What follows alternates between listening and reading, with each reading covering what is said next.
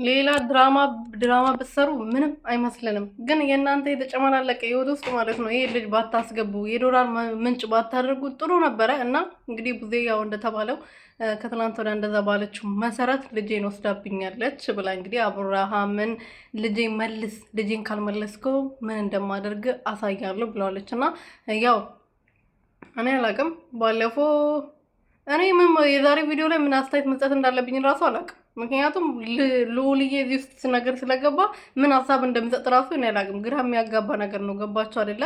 ትላንትና የቆመ ቪዲዮ ነው ዛሬ የቀጠለው። ትላንትና እንግዲህ ስለ ልጇ ልታወራ መታ ሌላ ነገር ነበር ያየችው። ቀጥሯ ስለነበረ ከኤርሜላ ጋር ሲያዝጋት ወይም ደግሞ ከኤርሜላ ጋር እዛ ሲለፋፈጥባት ነበረና እንደዛም ሆኖ ግን ዛሬ ደግሞ እንግዲህ ልጄ ተወስዶብኛል፣ ልጄ እንዲመለስልኝ እፈልጋለሁ እያለ በለዛ ምን መውሰድ እንዳለብኝ የትኛውም እርምጃ መውሰድ እንዳለብኝ ጠንቅቃ ታውቃለህ ብላለች። እና ሰላም ቤተሰቦቼ እንዴት ናችሁልኝ? እኔ ያለው እግዚአብሔር ይመስገን ሰላማችሁ በዘት ትረፍረፍ ይበልልኝ። ለዚህ ቻናል አዲስ የሆናችሁ ሰብስክራይብ እያደረጋችሁ ቤተሰብ ሆኖ እንግዲህ ዛሬ ቡዜ ልጇን ወስዳብኛለች፣ ልጄን ትመለስልኝ።